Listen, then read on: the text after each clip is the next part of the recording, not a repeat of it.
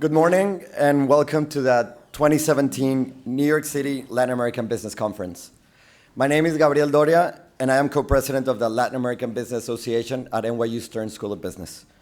This year, together with the Columbia Business School Latin American Business Association and the Young Professionals of the Americas, we hope to bring you an academic and professional event that will give you an insight of the current and future business environment in Latin America. The agenda for the day will include prominent keynote speakers and various sector panels. We'll be live tweeting throughout the event with the hashtag LABC17, and we hope to see you later all tonight at our Carnival, a Night in Rio party. Thank you. Good morning, ladies and gentlemen. Thank you very much for being here with us this morning. My name is Candelaria, and I am one of the co-presidents of LABA at Columbia Business School. I am very excited about the day we have ahead of us. The conference team invited amazing speakers, and I am especially proud to welcome the accomplished and interested women we will have in this panel and the panels this year in the conference. As a woman in business, I have been inspired by their leadership, and I really hope that you will all feel the same way by the end of the day. Last but not least, we want to thank our generous sponsor who helped make today possible, Banco de Chile, the Jerome Chazen Institute for Global Business from CBS, Sherman and Sterling, Rodolfo Rothschild, and Skurnik Wines. Thank you very much. Good morning, everyone. My name is Ricardo Cervantes, and I am the Steering Committee Membership Chair of the Young Professional of the Americas. On behalf of the YPA, I want to welcome you all to our beautiful headquarters. The YPA was founded 3 years ago with the purpose of building a network that engages, connects, and inspires future leaders passionate about Latin America through professional development and social events. Joining the YPA has been one of the most enriching experiences I've had since I moved to New York City 2 years ago. From access to private, off-the-record roundtables with high-level government officials and businessmen, to our awesome YPA parties, where I have met the most interesting people. The Council has proven to be the perfect platform to expand my network and further educate myself on geopolitical and economic issues. We're thrilled to be partnering today on today's event with Columbia Business School and NYU LABAS, and hope this is the first of many more programs together. With that, I would like to kick us off by introducing our opening keynote speaker, Gerardo Matos. Gerardo, Chairman of Global Banking Global Banking Americas at HSBC. Mr. Mato oversees client engagement for leading companies across the US, Canada, and Latin America. He has over 20 years of loan origination experience, acting as a strategic capital raising advisor to governments and large capital companies across the Americas. He's a board member here at the Council of the Americas and an alum of my alma mater, the Wharton Business School. With that, I'll ask Mr. Mato to come forward. And again, we're delighted to have you all here. Thank you for joining us today, and I'll see you tonight at the Carnival party. Thank you. Hello, good morning. I'm very thrilled to be here today, and I have the good news and the bad news. The good news, or the bad news, is I don't have a speech. So someone told me to show up here and explain what I do and how I do it, which I'm going to be very boring if I do that. So I decided more to tell you who I am, what I do, and how I get here. So I never thought I was going to be here and what I'm doing. I actually started my career being a DJ. Actually, I was a pretty good one. And a rugby player, so you can tell that that is way, way behind me now. And I'm grateful that I can walk. So yes, I started my career at Merrill Lynch, and I went around the world at Salomon Brothers and CD and returned back to Merrill. And after 9/11, what happened is that at that time Merrill Lynch was retrenching a little bit, becoming very US-centric. So someone told me that HSBC was trying to build the emerging market business from the US. So I met and had a couple of interviews, and really I was not interested because I never heard the name before. So the current CEO at the time running global banking and markets, which is exactly what I do right now. So I ran basically, for those who are more familiar with American banks, I ran the JP Morgan within the JP Morgan Chase into the HSBC, so all the corporate banking and the investment banking and the market business as well. And I was not really interested, and I said I never heard the name before, how we're going to build something from scratch. And it was a really threat. Yes, it was the largest bank in the world at the time. Yes, it was the largest bank in terms of assets, huge balance sheet. And so someone told me that HSBC at the time was much more focused in Asia and Europe than anywhere else, which was true. So what we did to prove to this guy that it was really, nobody knew the name HSBC, we did a survey in Brazil where 70% of the people that participated in that survey believe that HSBC stands for Hospital San Bernardo do Campo. So I proved my point to that actually how we're going to build a great investment bank in the region when people thought we were a hospital, right? So ironically, for the last couple of years, we were the best investment bank in Brazil by Valores Económicos and by Latin Trade and Latin Finance. So that was actually an accomplishment. So how I get here and what advice can I give you? And I was a speaker in the Wharton School for undergraduate last year. And this is a little bit much more experienced audience. But actually, I never thought, and I was never looking forward to say where I want to be. I was just focused on doing what I was doing and doing it well. But I was always very lucky to be motivated by the managers that I work with. And I always tell the story that you can have two guys working and doing the same thing. And there is a story that is a very childish story, is that there is a guy with a neutral face just putting bricks after bricks, and there is another guy doing the same thing but with a happy face and a motivation face. And so they asked him, the first one, what are you doing? And he said, I'm just building a wall. Nothing to do with Trump, by the way. And they asked him the second one, I said, what are you doing? And he said, I'm building a cathedral. So the important message and the important things that we're trying to do at HSBC right now is to motivate people and to make them feel part of a team and to make them feel part of a strategy. Because what is happening, and now I'm learning from my kids. I have two kids in college. One is going next year. And the other one just graduated and is working in an M&A team for a U.S. bank. So I'm learning from them a little bit. And I don't want them to become a number. I just want for them to have an identity.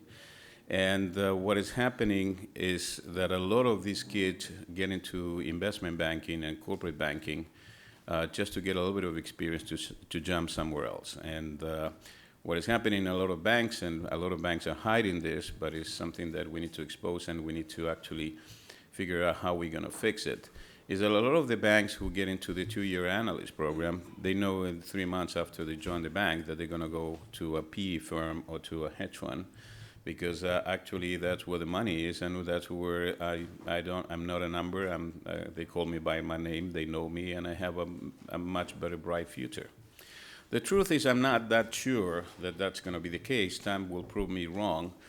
But I think what we can do is actually understand that we need to change the way the banks operate in many ways. And when I'm saying this is we need to identify talent way in advance. We cannot say, oh, you cannot be promoted because you are on your 3rd-year associate. I mean, that has to change, right? If you go to, for example, Palo Alto, or I just met the other day with a guy who invented a snapshot, and he's a billionaire with 27-year-old. I mean, that guy in the bank will be probably a senior associate, right? So these are the things that we need to identify, key people. We need to identify where the talent is, promote inside, make example about this. And I think that's the difference between how people feel between going to a hedge fund, a private equity, or a bank. So part of that also, and part of that is that the bank has been heavily regulated in the last couple of years. And just to give you a sense of what I'm talking, and I'm not complaining, I'm just saying this, is that we went, before the crisis, we used to have 36 legal and compliance officers at HSBC in New York, and now we have 2,400. So you can say that the bank has changed a lot, and a lot of the regulations are good, a lot of probably are too much. But if you compare it to other firms like the hedge funds, the PEs, and any other money makers or money managers, they have much less of that, and makes their lives easier. So, and also you don't need to wear a tie, which is something that we're trying to change as well. So one thing that I took away is that when I was growing into the different organizations, yes, it's important for anyone to have someone patting your back and say you're doing a great job, but the important thing is that you need to feel that you're growing. You need to feel that you're getting experience. At the end, it's about you. So if you don't feel that, and sometimes you don't know that you actually get an experience. You realize when you talk to a friend and you start talking what you're doing, and then you say, hey, I didn't know I was so into this, and I didn't know I know so much about this. So focus on yourself also, and focus on places that you can see the flow of the business. I just was in the other day talking to a partner on one of the probably top two PE firms in the world, one of the most traditional ones. And he said, look, for the last 5 years, nobody picked up any of my projects. So I have a lot of analysts, a lot of associates working, but they don't see the closing of the deals. So that's very important. Be in a place where you can see the flow. Be in a place where you can actually get experience. And once you get experience, that is your asset. And someone told me when I first joined Merrill Lynch, your asset is your image and your clients. And that is absolutely true. Who you are is, and what experience you gain, and what relationships you build within the financial system. That's how you're gonna get there. And the last thing is that I never actually put targets. Oh, I want to become a managing director. I want to become the head of this. I just want to do what I was doing well, the best I can, and then things come along by itself. So it's not. I see people that are desperate trying to make an impact in the first weeks or the first month, and they don't know how, but they just want to make an impact. And the impact, sometimes you make it by doing what you have to do and do it right. But also, the most encouraging words that I can tell you is that I probably was the guy asking the most stupid questions all the time. And that is actually very positive. The fact that you think out of the box is what is going to make you unique and what is going to make you different. So I see my son is just an analyst, and he's doing a lot of modeling and a lot of working, and they do it that way because they believe they have been doing that way for many, many years, and there is so many people on top of him that if there was a mistake or there was another way of doing it, they would have done it already. Now, that's not the case. You look at what you're doing, you're trying to understand it, and you're trying to improve it. You're trying to come back and say, why don't we do this way? Why don't we change this? What have you thought about? And try to understand when you're doing something, compare, okay, yes, but now that I know the industry, now that I know the players, why don't we think about doing this with this other player? So people are going to say, wow, even though he's right or wrong, he's trying to understand, and he's trying to build a cathedral rather than putting one brick after the other one. So that is important, that you don't go every day and just do a job just mechanically, just trying to understand what you're doing and what they want from you, and try to bring your input into the equation. So what I would like to do, if I can, I want to do, because I told you the good news is I don't have a speech, is to open and for questions, and I try to do it in a more dynamic. Look who's here. I have to go and kiss her because if not, I'm in trouble. 1 second. Good. So why don't we do that and open it for questions? And don't be shy. I don't have the answer, so we are fine. And I'll try to do my best to answer the best possible way. And just a reminder, you guys see the Slido app. The instructions are on your table and the codes right up here. So use the app or the website to submit your questions.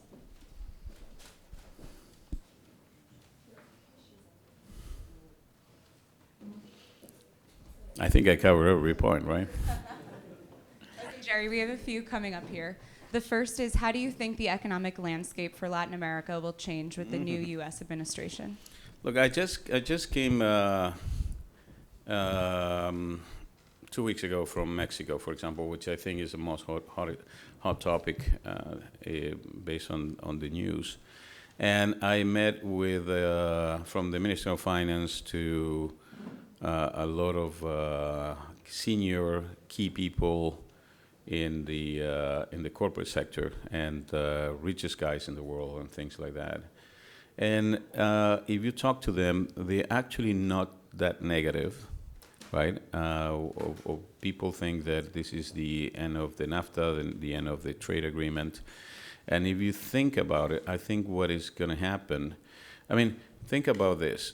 The U.S. cannot produce every manufacturing products in the U.S. and be competitive at the same time, right? A lot of the manufacturing products are produced in China, and a lot of those products are going to be shipped into Mexico.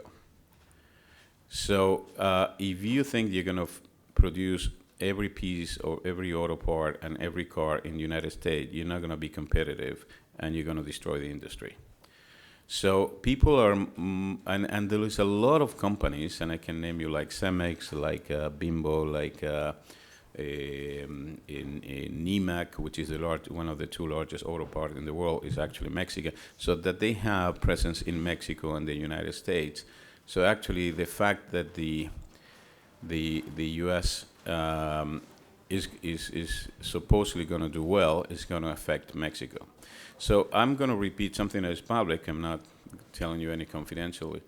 That Carlos Slim said, and I met with him. That Trump is not Terminator, is negotiator, and also he said, I cannot imagine the U.S. doing well and Mexico doing poorly. So his concern is U.S. doing poorly, and that then it will affect Mexico. The other thing is, let's go back a little bit south, is how the Brazil and dynamic and Argentina work together. If you think about Argentina has been out of the landscape for many, many years. So now that they resolved the situation with the holdouts, and I doing a little bit of advertising, HSBC was a key player on that. I spent a lot of time with Pollack and a lot of time with the holdouts. So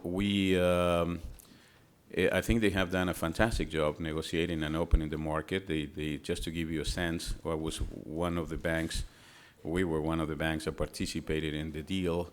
We were concerned because it was the only time that Argentina or a country was going to try to reach the capital market with a default rating. So I don't know if you're familiar with that, but nobody buys default paper. And by law, there's a lot of investors that they cannot buy default paper. Having said that, we have a plan B in place just in case the bond didn't work out. But we're trying to reach at least a minimum of $5 billion. The bond deal was $16.5 billion. It was increased for $15 billion. And the demand was over $70 billion, which was the largest book ever in emerging markets. So that's a lot of trust and a lot of confidence that speaks by itself of what people or investors think of Argentina. But having said that, Argentina shouldn't focus about what Trump thinks or what Brexit thinks or what is happening in the rest of the world. They have to focus pretty much on what is happening in the region and what is happening in Brazil. Because 50% of the manufacturing products are being sold to Brazil. So the fact that Brazil is slightly coming back after Lava Jato, I think that's very encouraging for the region as well. right? And price of commodities is helping. I mean, is helping Chile. I mean, Chile has obviously been affected by the price of the copper and Codelco, and now prices are coming back. So there isn't. Codelco was planning to come to the market to refinance debt, and that now they don't need it for this year. So that gives you a sense how things are improving in Chile. So I'm pretty bullish in the region, especially the dynamic between Argentina and Brazil. I'm not negative on Mexico. I think that the United States improving the economics is going to affect a positive impact into Mexico.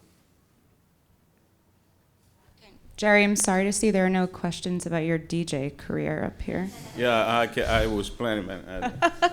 We were waiting for it. I feel like it. You mentioned that banks have to change the way young professionals climb the corporate ladder. What concrete actions is HSBC taking?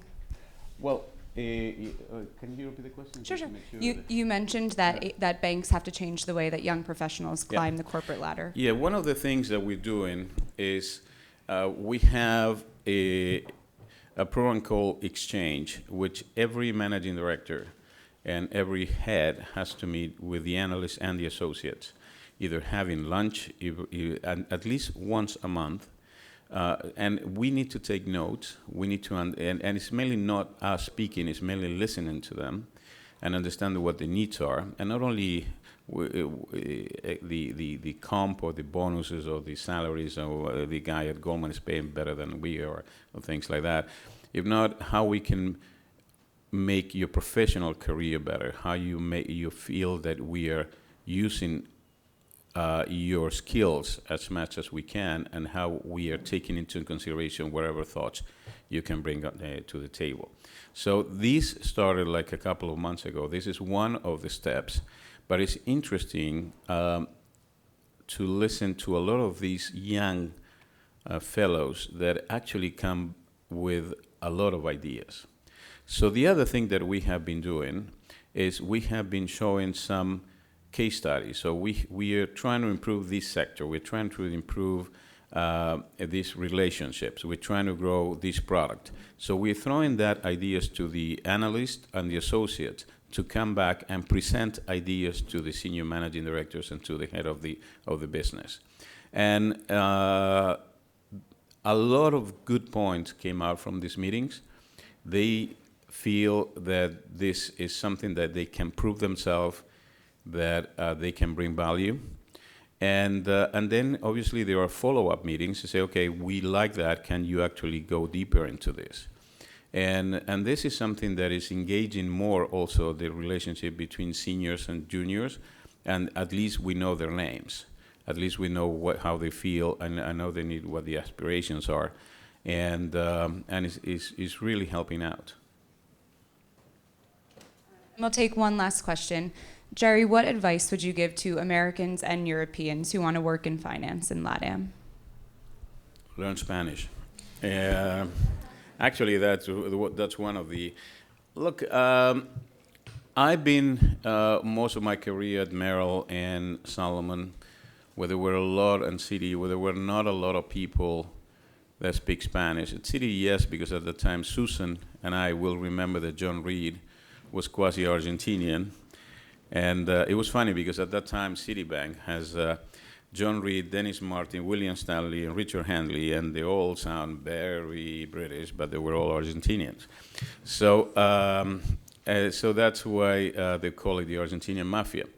But the same thing is vice versa. It works out. There is a lot of Latin people in key position. I don't know if you're familiar with Pablo Salame, who you know very well. He's one of the top 3 at Goldman.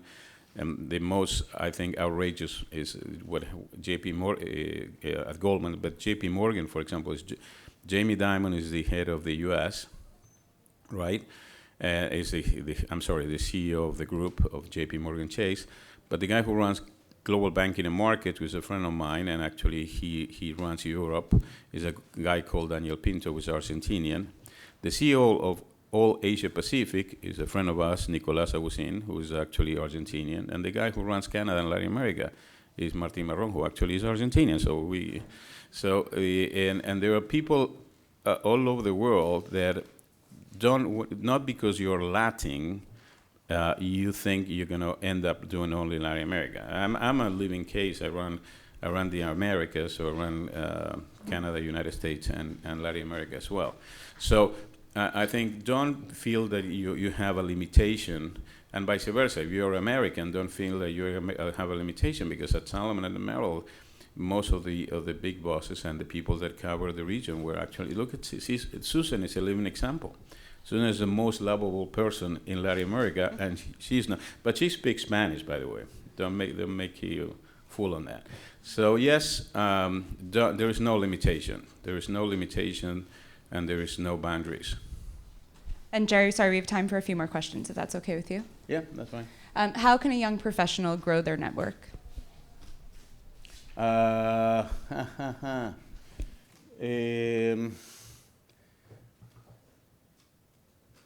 net worth or the network? The net.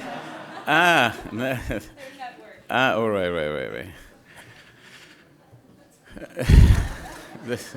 Two different games, right?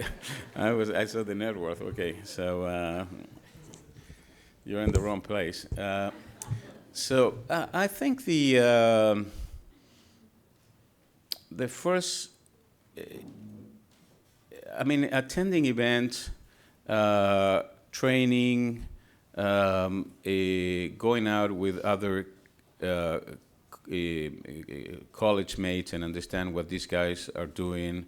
Once you're in, I have two kids in Wharton School, and everybody has different aspirations. Everybody wants to go different places, and maintaining that connectivity with guys that are, and the one that graduates, his friends are at Morgan Stanley or at BlackRock at different places, and they all get together at least once or twice a month and share professional experience. So that is very important. What is very important in the U.S., actually, I find out, is also, but I don't know if a lot of guys are familiar with this, is the concept of the fraternities. The fraternities actually help them to actually build a family, a network that is coming straight from college. But I will say this is, as much as you have iPads and iPhones and Blackberries, this is still a people business. And we still go in and take planes. I took over 120 planes last year. So if this was a WhatsApp or a FaceTime business, it would be much easier, but it's not. You want to feel how the client reaction is. You're going to understand if you're heading the right way. So you're looking at your client's eyes and you're saying, am I going in the right or wrong direction? And you want to obtain feedback that people are not going to give you that feedback on something that can be recorded or can be actually used against him in the future. So it's still a people business, and I will encourage you to, as I said, developing a client base, developing a network of friends, developing a network in the industry. Those things are very, very important. Because, for example, the way I ended up at HSBC was Joe Petrie, who was one of the senior guys at Merrill Lynch at that time, co-head with Edson Mitchell. Actually, Edson built Deutsche Bank as an investment bank. It was a guy that he actually invited me to come to HSBC. And you know how I met Joe Petrie? We created a rugby team in Merrill Lynch. So you don't know where the bullet is going to come from. And but it's important that you open up and be social. It's still a people's business. This one's from Omar. He notes that we have Shearman and Sterling as sponsors today, and asks, with the different corruption scandals happening in Brazil and around Latin America, what does compliance look like right now in the region? Well, more than complying, I would say there is FCC, Financial Crime Control, which is very linked and very close to. Is very heavy. Is the factor that kills the bank is the unknown factor.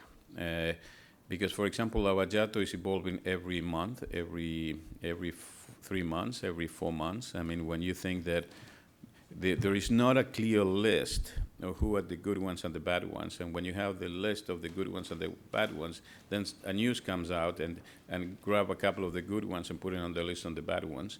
So we have constantly teams of the FCC and compliance and legal traveling and meeting directly with the clients. It's important, just the way we always say it, is that the first line of defense is the relationship manager, are the bankers. So we don't rely only on the legal and compliance and FCC, because the guys that are supposed to understand the clients better is us, are the bankers. So we are the first line of defense, and jointly with the FCC and the legal and the compliance department, we are always on top of every news, of every communication, and we're visiting regularly our clients, what is called KYC. Know your clients is one of the most important things in the last couple of years. So, and that's how you onboard new clients, is by doing a very deep KYC today. And Jerry, we'll take one last question before we close. How do one of us get hired by you? What do you look for in hiring? Look, the other day I was talking to our head of LAF. I love the guy. His name is Lex Malos, by the way, if anybody come across him. He's an ex-Goldman guy. He spent most of his career at Goldman. And he was telling me, if I want to hire someone, and there's a difference, and this is a very important question. You let me the ball drop. And there's a difference when you're an analyst and someone is going to interview, and most of the case, the guys who are going to take the decisions, and I don't know, I think if this is right or wrong, I'm having a lot of second thoughts on this, is the associate. What the associate wants is for you to replace him. So what he wants is for you to do his work as good as you can, because he needs to rely on your numbers, on your ethic, on the way you work. When you interview with a managing director or with someone senior on the head of the group, he's looking at you, where you're going to be 10 years after that. What is going to be the possibility that you become the next CEO or the next head of that group, right? So what Lex was telling me is, I don't want someone that crunch numbers, and if my flight is delayed, I have no conversation with him. So I want someone that is a people person that understands the business, but more importantly, he has the right attitude. So attitude is what is going to get you further. The positive attitude, the always the idea of what is out there that I don't know, how can I learn this, how can I think out of the box, did you think about this, and engaging also in conversations with senior people that actually doesn't make you feel awkward that you have in that conversation. So I think it's, as I said before, most important, this is still a people business. Communication is really important, and the most, what you have, my other advice, there is no room for mistakes in terms of compliance situations, in terms of ethic, in terms of behavior. In banking, there is no room for mistake anymore. Before, and is, you have to escalate it immediately, because if you see something that is wrong and you don't escalate to HR or to senior people, then you become part of the problem. So, so I think that my recommendation is attitude. Awesome. Jerry, thank you so much for being with us today. Thank you.